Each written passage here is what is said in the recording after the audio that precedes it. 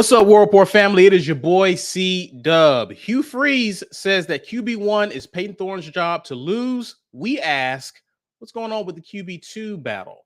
We will discuss that as well as our final thoughts about Auburn men's basketball in tonight's edition of the Mid-Week Rapport.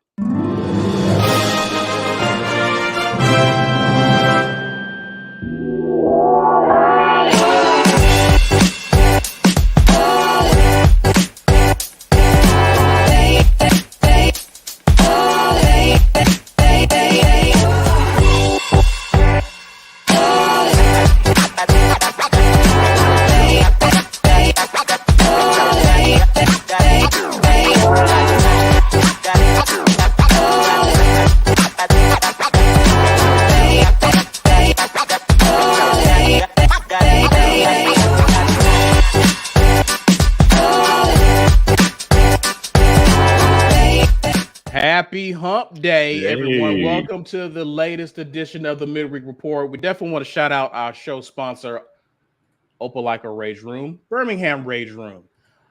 You see the addresses below. If you're in the Opelika area, please stop by and give them your support as they are supporting the War Report. Also, if you're in the Birmingham area, please stop by as well. It's been kind of a frustrating weekend of Auburn athletics. If you want to stop by and just kind of take your frustrations out on some random stuff, please holler at the Rage Room. Thanks to them for sponsoring the War Report and our show. Also, we want to encourage you guys to share this video, share this live with those who are looking for great Auburn content. Smash that like button and subscribe if you're new to the channel. Mike, tell the people how they get access to some of our exclusive content. Yeah, look, guys, become a patron. $5.99 a month will get you there. I was out in Spokane this weekend, Caesar, and it was a long trip. But look, cheap flights to Spokane aren't cheap. You guys help get us there when you sign up for these patron memberships.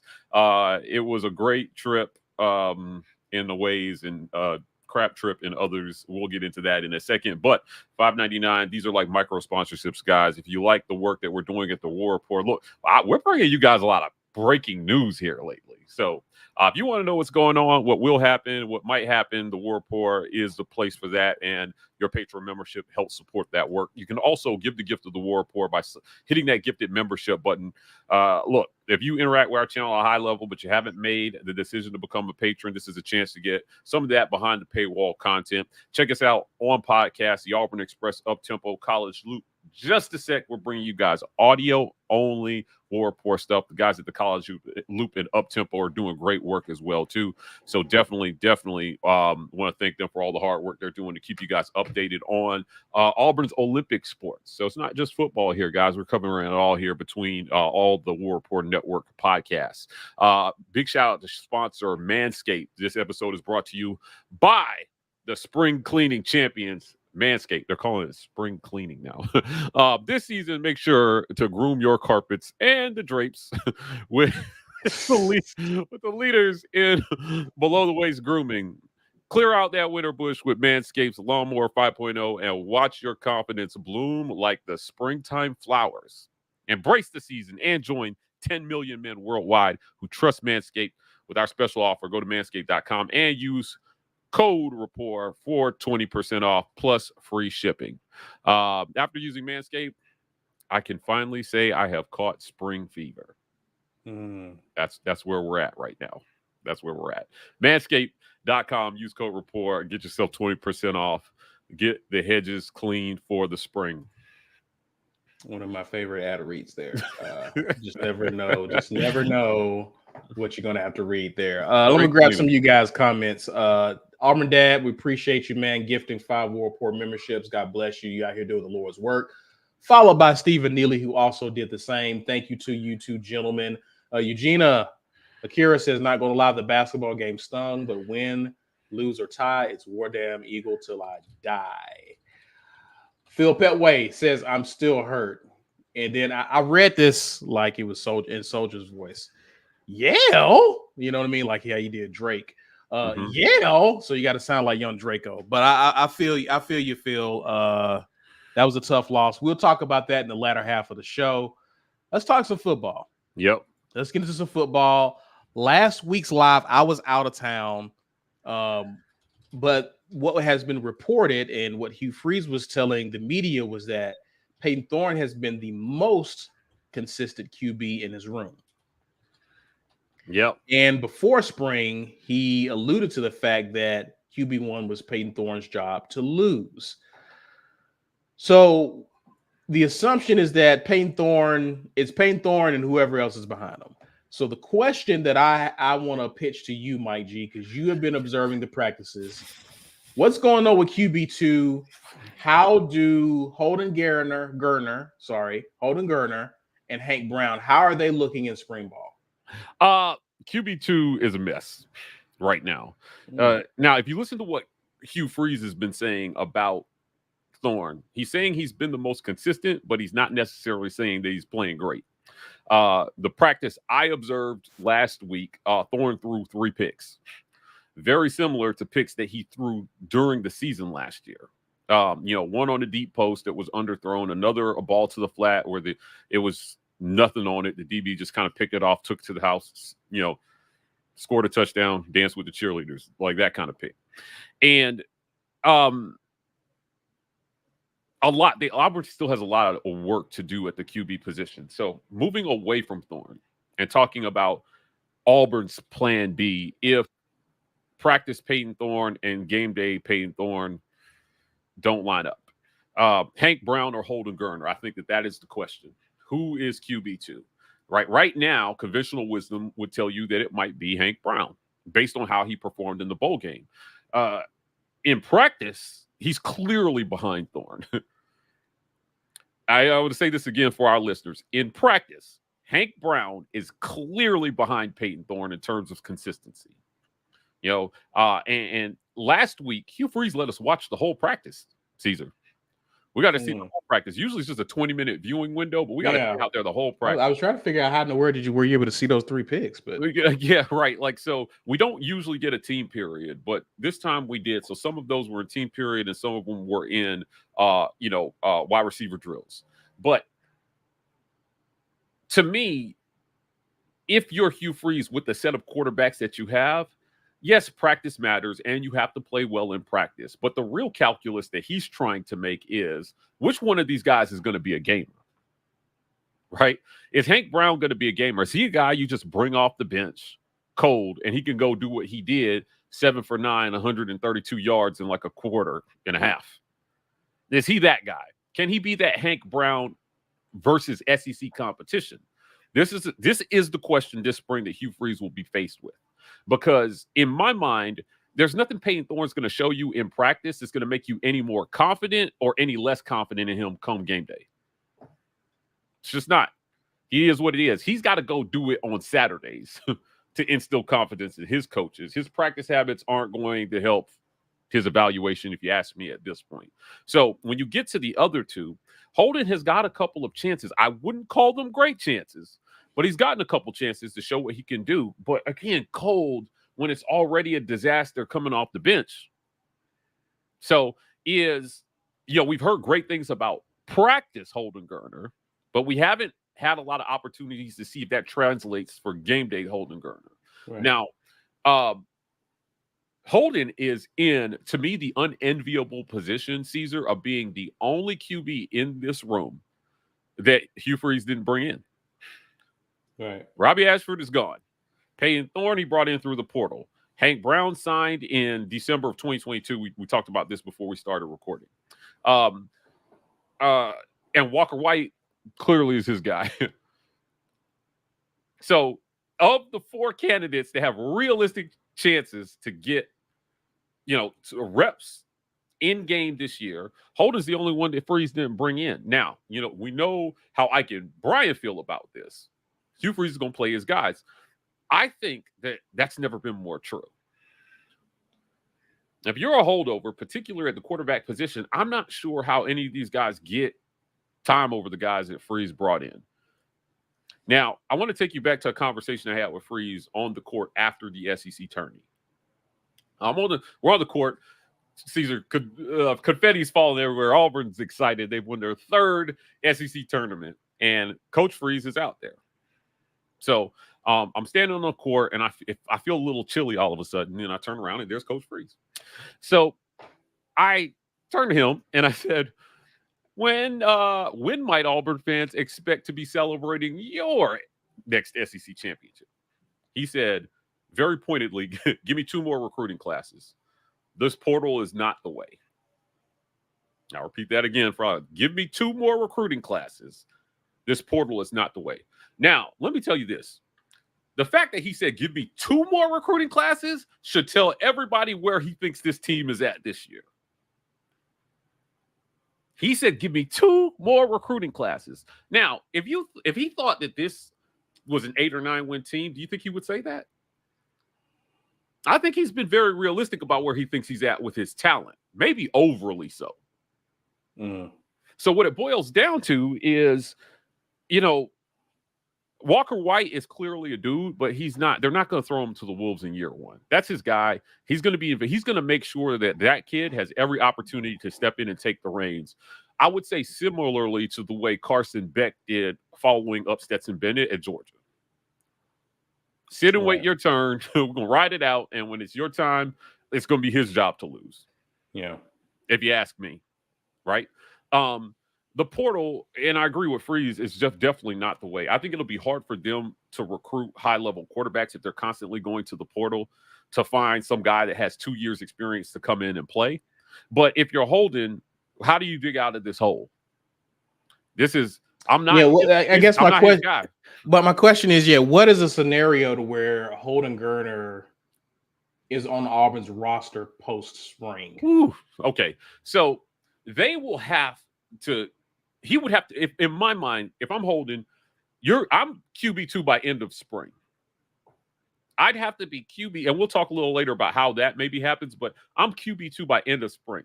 I'm not fighting for QB2 going into the fall. There's no competition. I've been here longer than the other guy. I've been here in this quarterback room longer than everybody on campus. So if you're not choosing me by the end of spring, you're not choosing me. He should be out of here. I think Holden is on track to actually graduate this coming December. Now, he's got the freebie transfer in his pocket, but it makes you wonder, what does he do? Does he wait until he graduates in December and then transfers? But then it's another bum year for you on a roster when you're never going to break through. Yeah. To me, he's got to be the clear QB2. And the reason I'm saying the clear QB2 is because what Hank Brown did in that bowl game, I think, put a lot of pressure on Holden. Because Holden has, under Harsin, the times that Holden got in the game, they either didn't let him throw the ball or he threw very little. Right. Later in the season under Freeze, saying he didn't get a lot of opportunities. He has not had a lot of opportunities to throw the ball in game. But when he has, it hasn't looked great. You could argue that Hank Brown got the same opportunity and did better. So does that give him – so game day Hank Brown has an edge over game day Holden right now. Whether that's fair or not, that's probably for another show. Right. Right. But you'd have to say that Hank Brown took more advantage of his first opportunity to go in and throw the football in a Division I game than Holden did. Now, is Holden Geriner a good quarterback? I think he is. Will he be the quarterback here? I don't think so. Is it been a matter of he just has not been a good fit for this style of offense, do you think? Because he was recruited under Harsin to play in a specific type of offense. He was. Has it been a tough transition for him to kind of adapt to what Hugh Freeze is asking his QBs to do? Yeah, I think so. I think he's not a good fit for this. Now, we talked in an earlier show about the run-to-pass ratio. Auburn ran the ball 61% of the time and passed the ball 61% of the time. Hugh Freeze wants to see that number. 61 run, 39 pass. Yeah. And so Freeze wants to see that number even out a little bit, but it's clear he wants his quarterbacks to be mobile, and I just don't think that's Holden. Right? Walker has got a little bit of wheels on him. Payton Thorne is an underrated runner, if you ask me. Hank is not a runner, but he's proved more with his arm. So this is why I think Payton has the edge on everybody else in the room as well too. Hugh Freeze likes a little mobility out of his quarterbacks, and two of them in there don't have it, and the other one that has it is a true freshman. So what does that leave you with? That leaves you with Thorne at quarterback. Yeah, clearly, right? Thorne ran for I think around 500 yards on the ground last year, so he contributed in that way. And like I said, this battle between Hank Brown and Holden Geriner.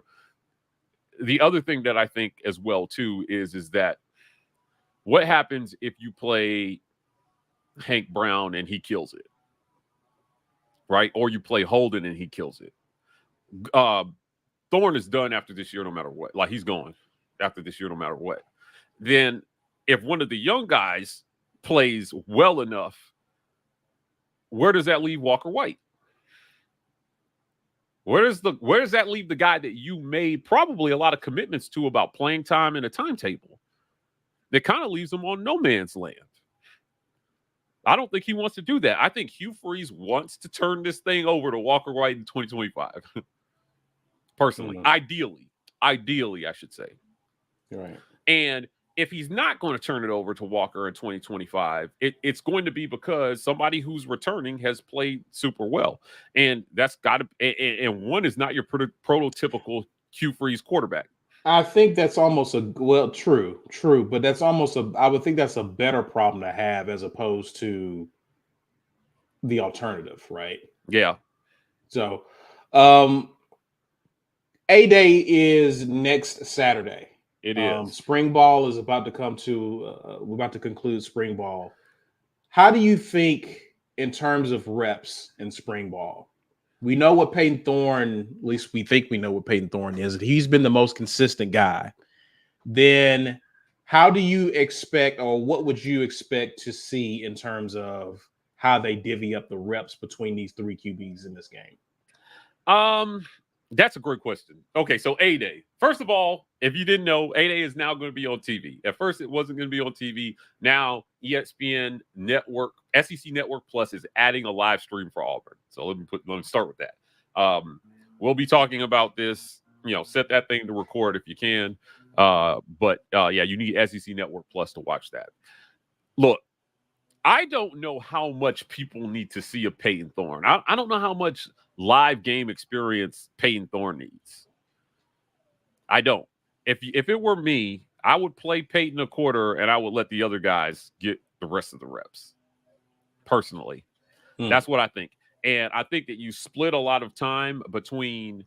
We'll see what they say for the A-Day format. I know, like I think one of the formats under Harsin was a complete mess. I didn't like it at all.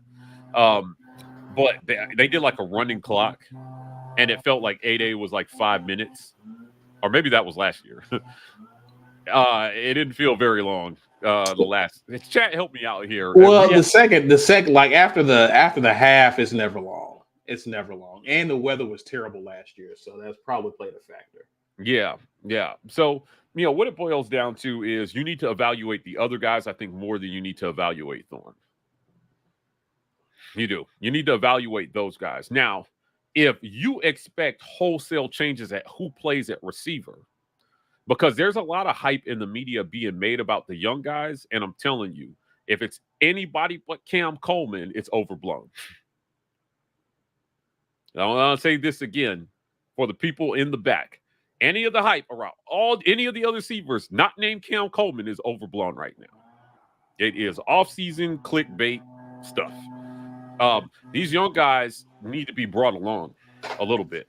Same way, I'll tell you, we're high on Walker White at the War Report, but I'm telling you, he's swimming right now. He's swimming right now, Caesar. Some of these receivers are in that same boat. So if you expect wholesale changes, then maybe you want to see what Thorne's chemistry is with the guys that you expect to play. But I'm telling you right now, he's getting it with Cam Coleman. I don't see him really throwing the ball to many of the other young receivers. So, like I said, that's the only scenario under which I see that you need to get Thorne significant reps, but you're doing that in practice. Yeah. Now, is Hugh Freeze trying to sell something to fans on A-Day? Maybe. like, we'll see. We'll see what he decides to do there. But, ultimately, like I said, I just don't think that you are going to see anything from Payton Thorne that you haven't seen already. If you're going to roll with them. But take the time to evaluate the other guys. Don't take reps away from them, because if you have to turn to them, they already have limited in-game experience.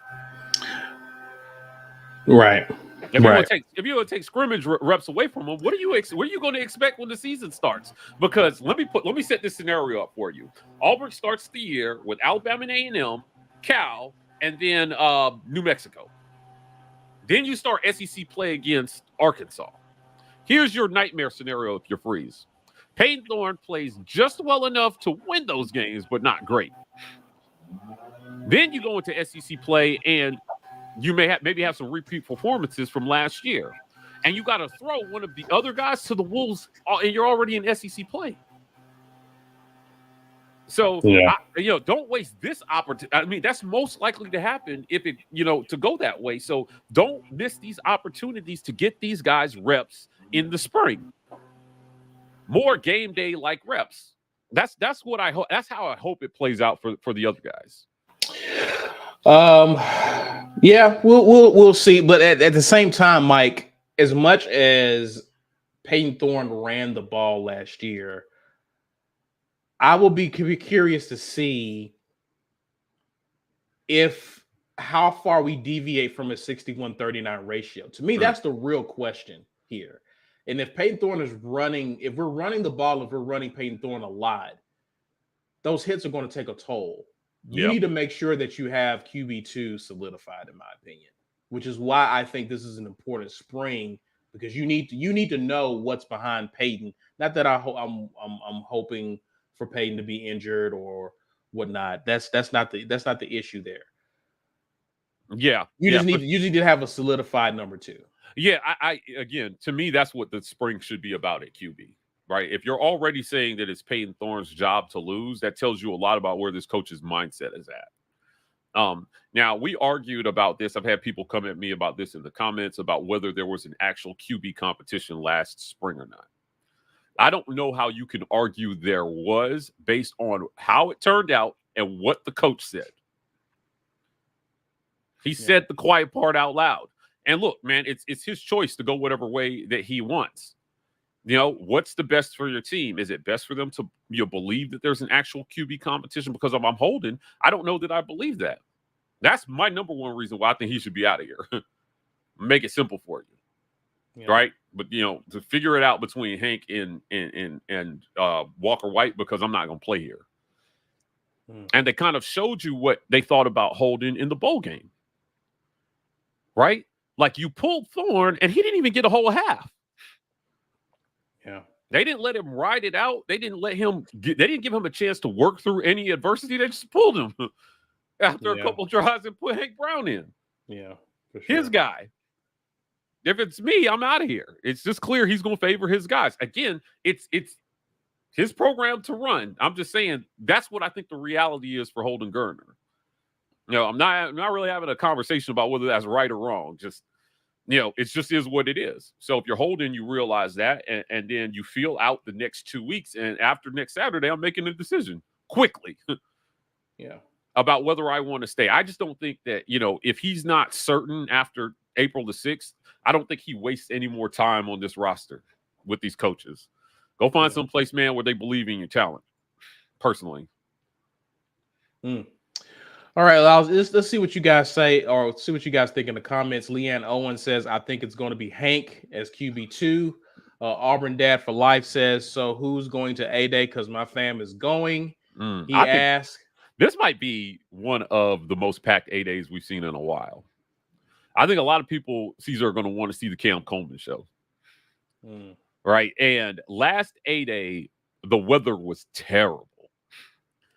So this is really kind of a mulligan for Hugh Freeze in terms of like his first A-Day. Last year it was terrible, and he didn't want to throw the ball a bunch in rainy conditions. I think the best pass we saw was Robbie to Javaris Johnson. I think so. I mean, I think Robbie threw like 3 passes at A-Day last year. It was not a good show for fans, and it was not a good time for fans. And I think that they'll be looking to put on a better show for fans this A-Day if weather is permitting. Eugenia says Payton Thorne was consistent last year, consistently below average. Look, man, I took a lot of heat last year for talking about how fall Payton Thorne was playing. And then the season started, and by the end of the year, when we said, look, Hugh Freeze isn't going after a portal QB, like they're not going to bring in, and there was a lot of smoke being pushed by a lot of other media members to get clicks about the kid from Washington State and all this, and we're like, they're not picking up a portal QB. And they didn't. But how Thorne played during the season was consistent with what we reported in fall camp. It just was. That's not even up for debate. That's not an argument, man. That's not debatable. Right? And a lot of those people who were criticizing that reporting were in my mentions talking about how could we not go after a portal QB? We can't go with Payton Thorne. The world's going to end. And I'm like, well, I don't know what to tell you. It is what it is. The coach is telling you. He's telling you with his words what he's doing, and I'll credit him. He's been pretty consistent based on what he said. Yeah. And so we'll talk about that on a later show. I was going to ask you something, but Stephen Neely says, appreciate the super chat. He says projections on in-game reps for QBs during the first 4 games. Must they be blowouts for others to get time? You know, that's an interesting question because I forgot what game it was last season, but there was one where it was a blowout, and I'm like, why is Thorne still in the game? Might have been Sanford, right? He had a pretty decent stat line, but he still threw a couple picks. But he didn't really set the world on fire with his stats. That was the problem, Mike. No, but if you ask Hugh Freeze in the post game, he was like, well, he came up just short of 300 passing yards and like 150 rushing yards. I forgot what the stat line was. And the last person to do was Nick Marshall, right? And so he was trying to sunshine pump his own quarterback after that game, but it was Sanford.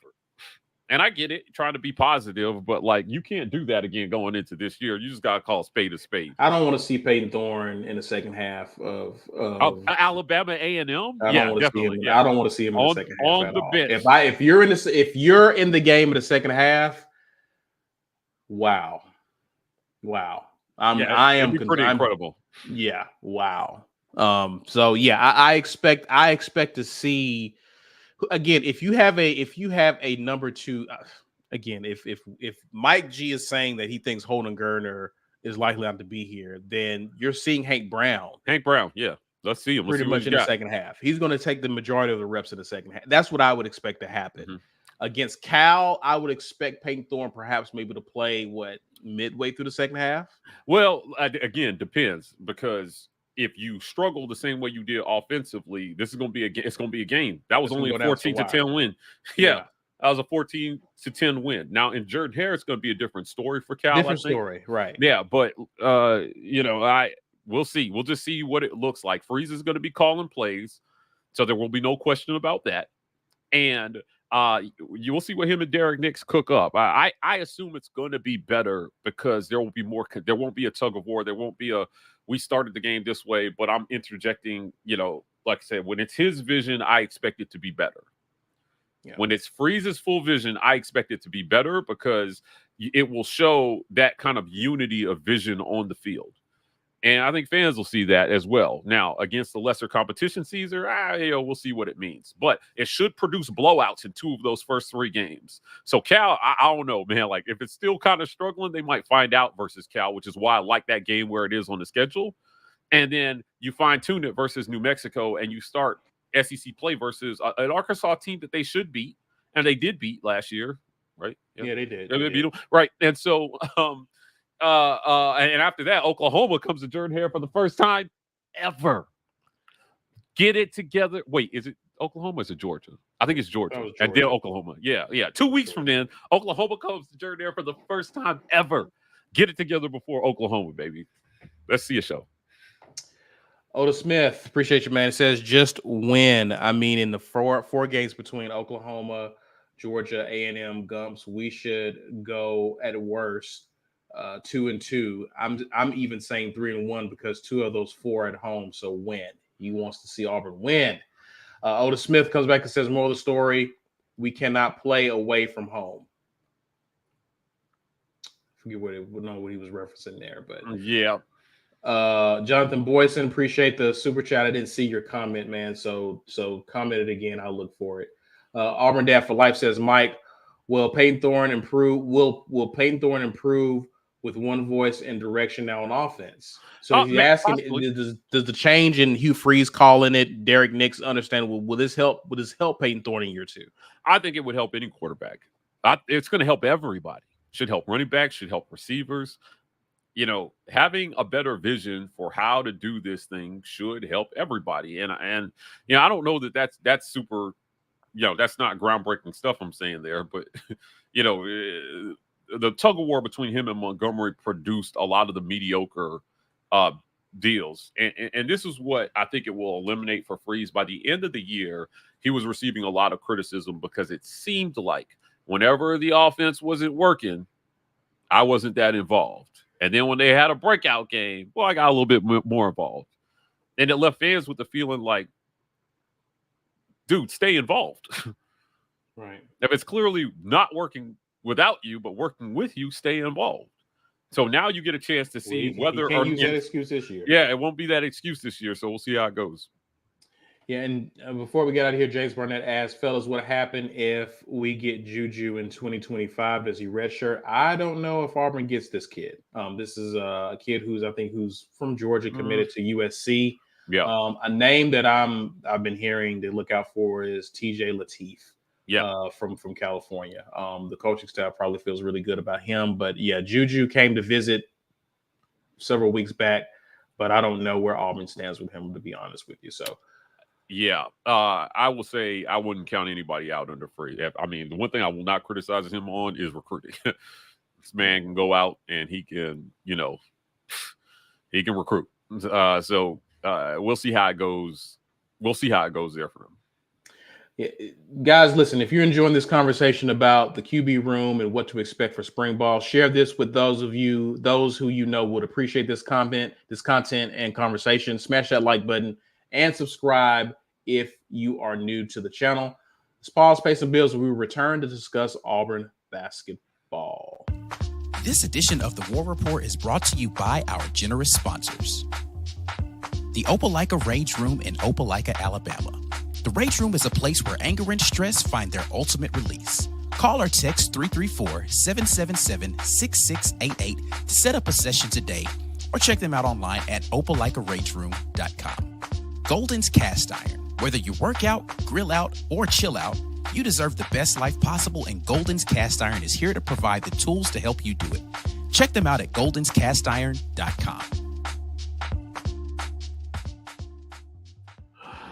Guys, become a patron. Join the channel. $5.99 a month will get you there. As I mentioned at the top of the show, I was out in Spokane this past weekend. It was a long trip back, but your support makes that possible.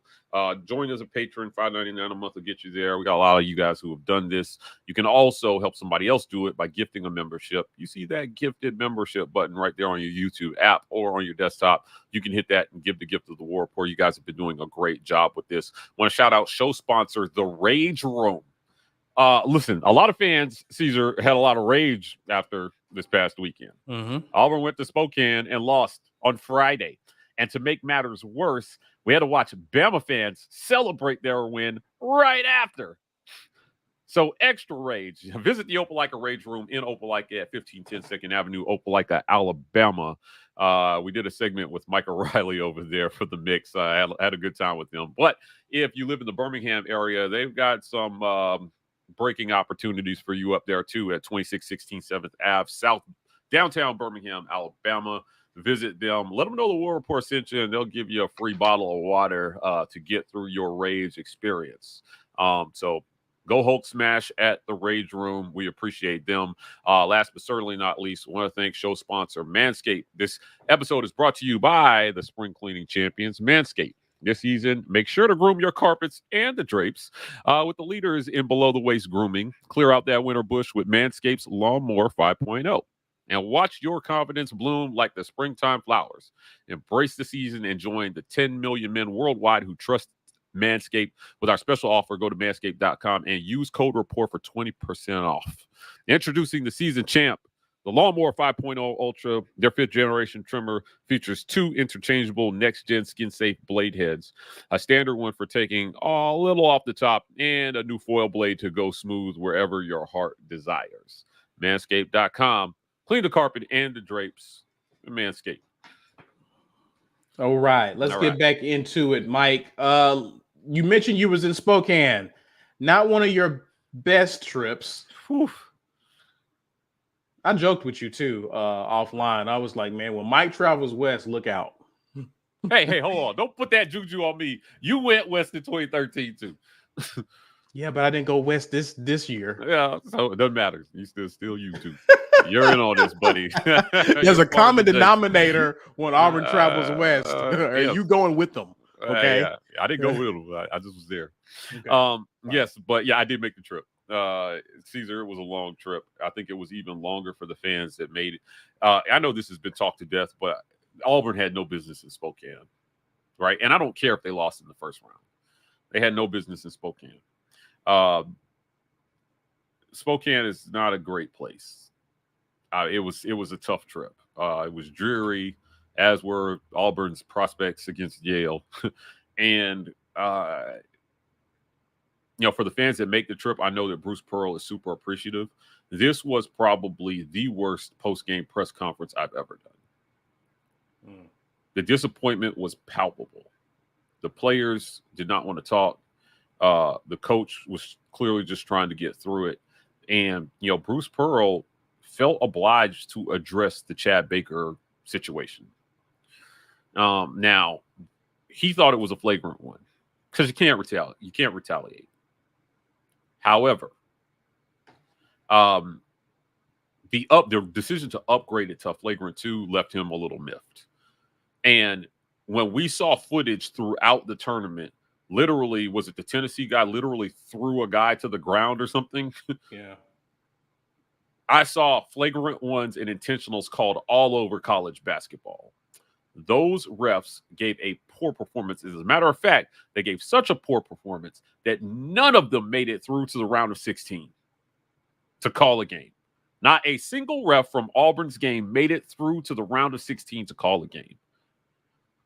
And I'm sure when they looked back on that, you ended a team season early. You ended a kid's season early. Now, Chad Baker still has to take responsibility for what he did. But come on, man. Come on. They had it out for him. And you won't be able to convince me otherwise. Now, I know you saw on TV, we didn't see it in the arena, but the throat check on the stiff arm throat check on the play before. Right. If the ref calls that, he never retaliates. If the ref calls that, he never retaliates. But that's what happens when you don't do your job as a referee in terms of calling fouls fairly and then handing out flagrants. You lose control of the game. Right. Now, Auburn had their chances down the stretch, so it wasn't solely the reason they lost. But without Chad Baker in the game, the way they were calling, Yale spent almost 30 of the 40 minutes on the court in the bonus. Yeah. 15 minutes left in each half. Yale was already in the bonus. Give me a break, man. It was again, Auburn has to play well enough that the officiating doesn't matter, especially if you're a 4 seed and you were maybe lobbying that you shouldn't have even been a 4 seed. You should have been higher. But right now, I think the most important thing is that Alabama's season ends on the next game, so we don't have to listen to them crow about how much further they went to Auburn in the tournament. Because there were a ton of – it was Alabama, Auburn, and UAB all got sent out there.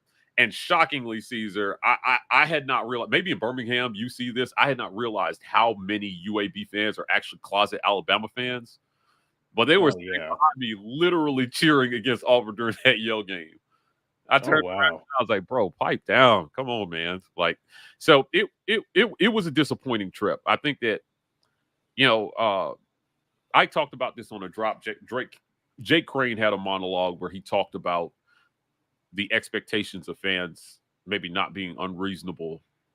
And I just think that Bruce Pearl is still a great coach. But I think it's okay to also be disappointed in this result and say, we got to do better. Yeah.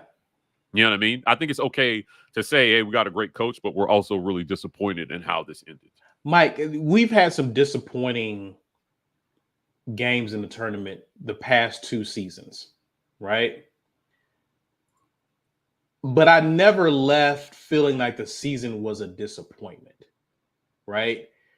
This was disappointing when you consider the momentum Auburn had going into the tournament, the Right. way this team was constructed, and the fact that you had a lot of veteran leadership.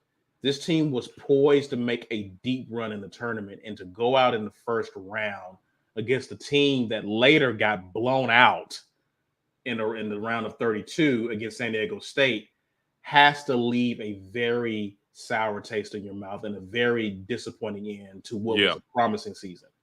Yeah, look, I mean, you saw what happened to Yale after. Yeah. I mean, the better team didn't win that game. Now, I give them credit for the shots that they hit. That kid that they had, can't pronounce his last name. His first name is John.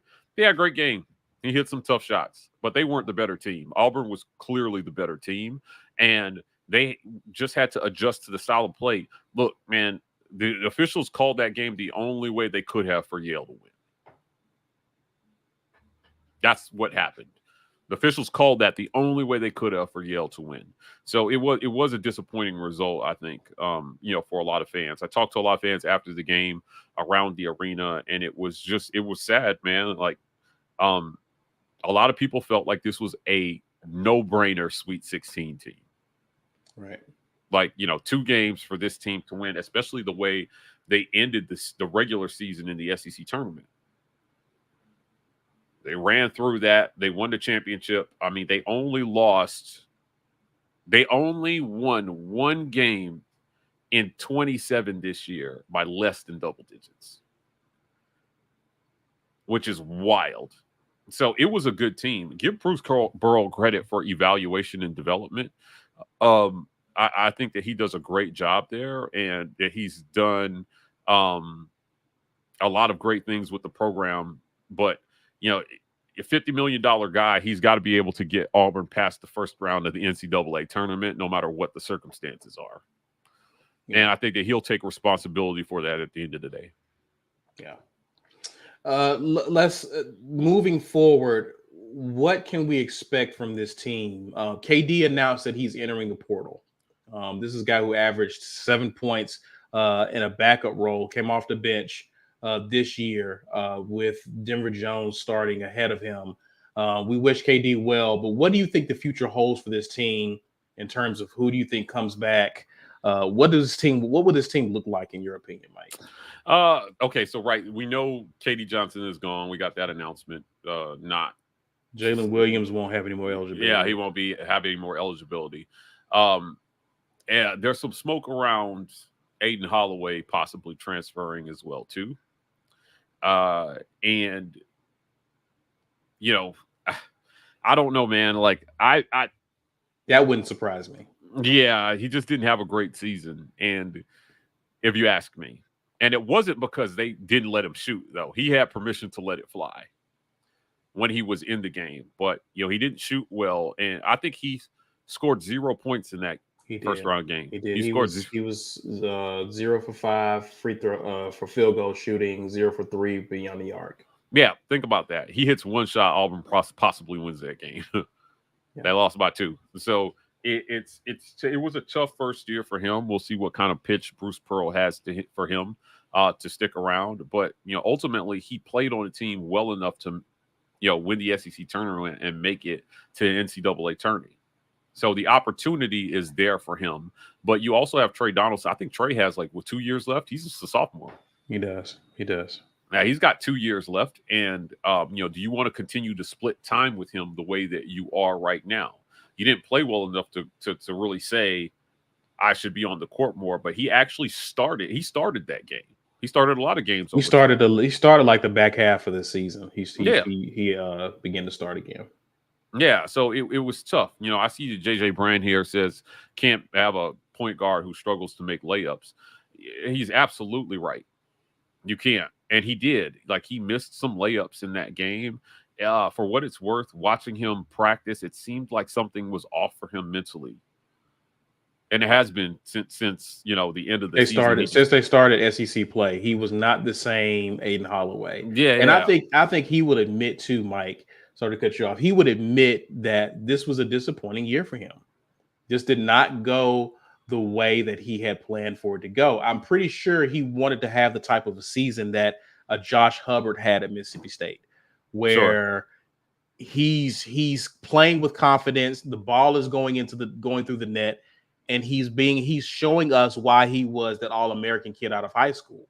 But it appeared to me that as the season went on, not only did because you have some guys, Mike, they won't shoot well, but they're still going to shoot. They're still going to play their game. It seemed like Aiden stopped playing his game.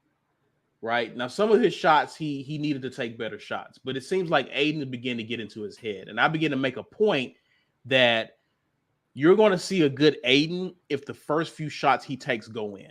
Yeah. If his first few shots don't go in, he's probably going to struggle as the game goes on because his confidence isn't there. Well, he's a shooter, right? And like I said, it wasn't as if they didn't let him shoot. So if you're Aiden Holloway, what are you saying is the reasons for your struggles? Was it the system? Was it what was it? I don't know what you could point to say. It wasn't for lack of opportunity. He got on the court. He played significant minutes. Yeah. All right. The only thing that you could say is that he just doesn't want to split time with any other point guard. And he's supposed to be a scoring point guard. So they let him let it shoot. I had an interesting conversation on one of the mixed episodes with Stephen Pearl, where we talked about this. We talked about, we talked about Aiden Holloway and his shooting struggles. And Stephen Pearl was just like, listen, man, they have all the confidence in Aiden to shoot and to shoot himself out of a slump. It just didn't happen. And I don't know that you can realistically say that anything Bruce Pearl did was the reason why Aiden didn't do well this year. Sure. I don't think you can say that. Sure. Yeah, you're right. They gave him every chance for sure. Ernest Vaughn says Aiden Holloway got in his own head and was then reading the comments. Was that true? Some truth to that? I don't know.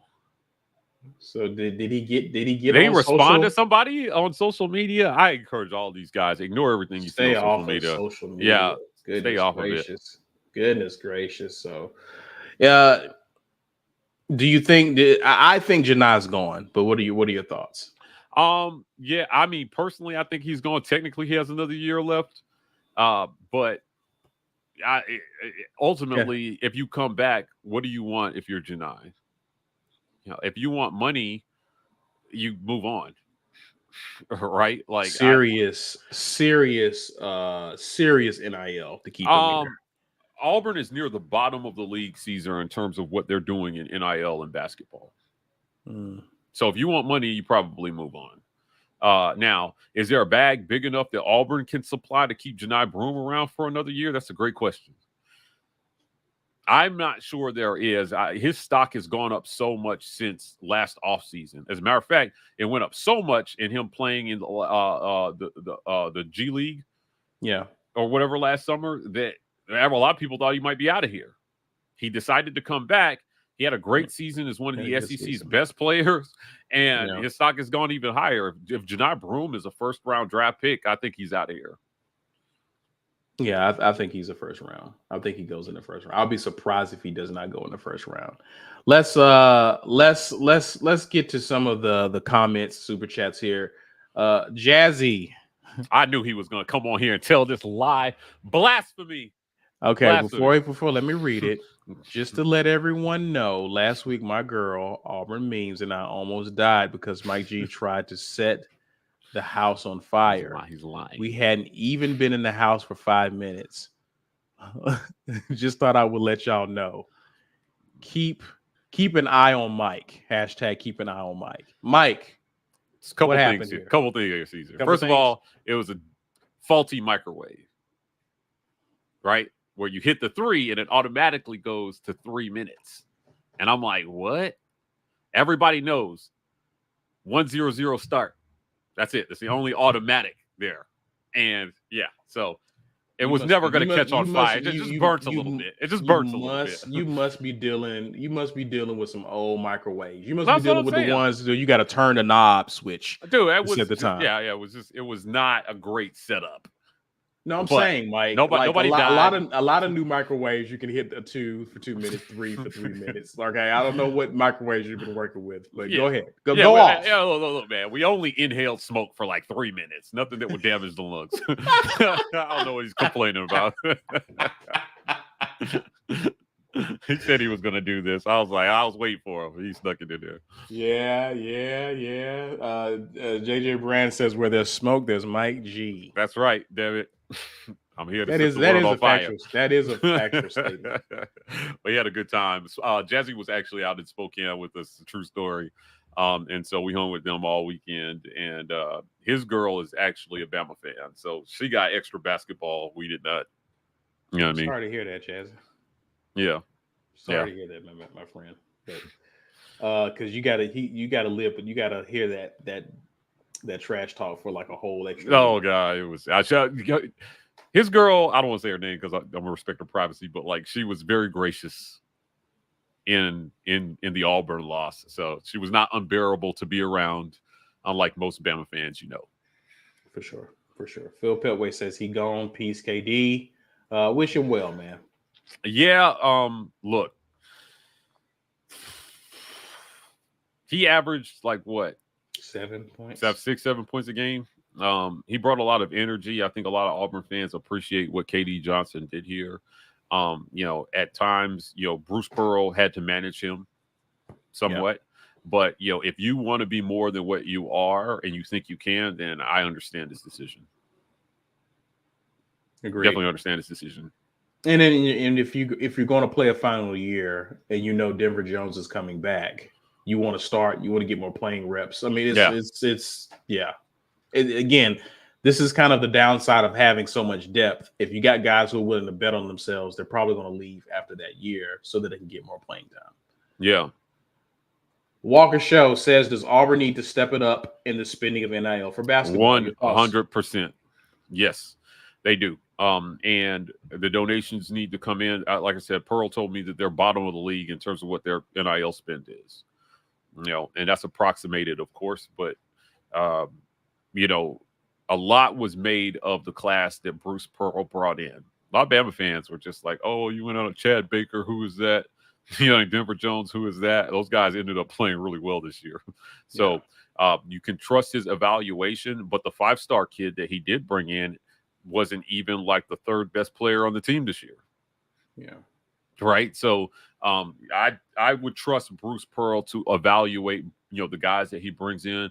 That's the great thing about basketball, right? Like there are so many kids that go to other programs, Division II, but they can really play ball. Think about how good Chaney Johnson was over the last few games on both sides of the court. And he came from UAH, I think, right? Yes. And, he's a great basketball player. And as he continues to develop in this system at this level, if you're Bruce Pearl, man, you hit the jackpot with a kid like that.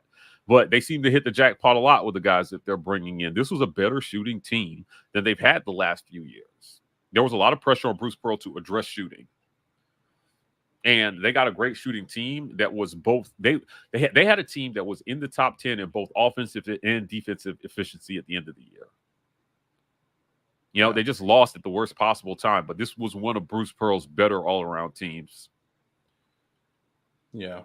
And again, I think that's why what made that loss so devastating is this was a team that you couldn't fathom them losing the way that they did, right? Let's grab some more comments here. Just Rockwell says, more importantly, NIL spending on the girls' basketball side. Agreed with this as well, Mike. Your thoughts on this with NIL for women's basketball? Look,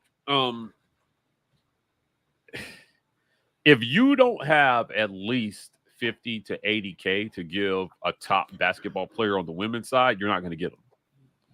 Now, what have we seen on the women's basketball side? Coach Johnny Harris took over a team that legit won 0 SEC games, Caesar, not a single SEC game.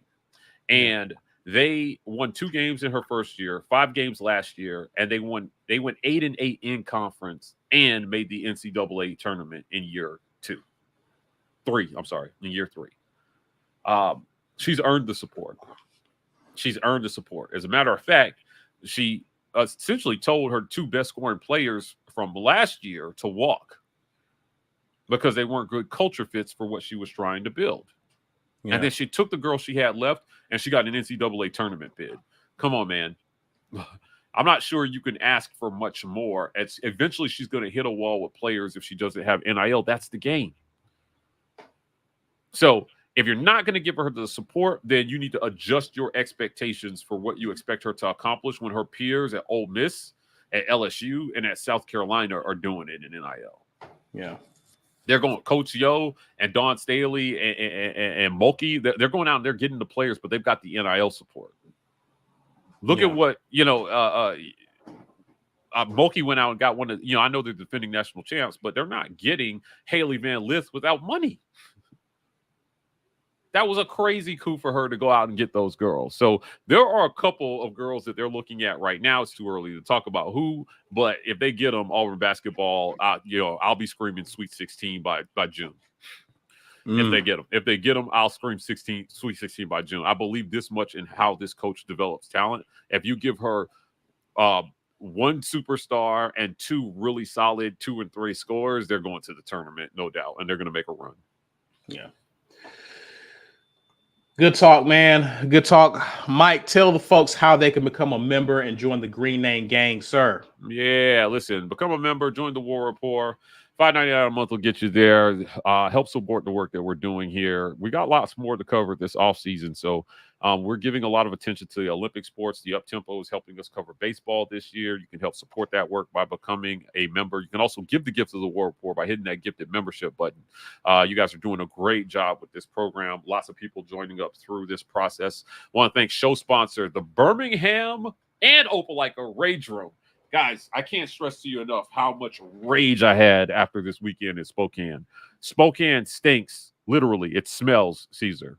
Nobody there shaves their armpits. It's an awful place. I came back with a lot of rage, and I visited the Opelika Rage Room to get my stress out. Now, they've got a Birmingham location as well that you can visit, 2616 7th Ave South in Birmingham. If you're familiar with the area, that's in downtown, but a very unique experience. I mentioned at the top of the broadcast, we took Michael Riley there, tight end for Auburn Football, to film an episode of The Mix. They're just a great partner and a great community business. So doing lots of great things there at the Birmingham Rage Room, helping you get your frustration out. Visit them. Tell them the War Report sent you. They'll get you a bottle of water to drink after you get all your rage out. I want to thank show sponsor MANSCAPED. This episode is brought to you by the spring cleaning champions MANSCAPED. This season, make sure to groom your carpets and the drapes with the leaders in below-the-waist grooming. Clear out that winter bush with MANSCAPED Lawnmower 5.0 and watch your confidence bloom like the springtime flowers. Embrace the season and join the 10 million men worldwide who trust MANSCAPED with our special offer. Go to manscaped.com and use code REPORT to get 20% off plus free shipping. Also, guys, do us one last favor. Check us out on podcast, Auburn Express Uptempo College Loop. Just a sec. We're bringing you guys lots of great audio-only content. Subscribe on Apple, Spotify, iHeartRadio, whatever you listen to podcasts on. The War Report is bringing you guys great content. And before you get out of here, please be sure to share this video with those who you know are looking for great Auburn content on YouTube. Smash that like button and subscribe if you're new to the channel. You can find us on Twitter X and IG at The War Rapport. We're also on TikTok at TW Rapport. So, guys, that's it for now. We will definitely see you on Friday with the morning drop there. Until then, enjoy the rest of your evening. And as always, where are you? Where are you?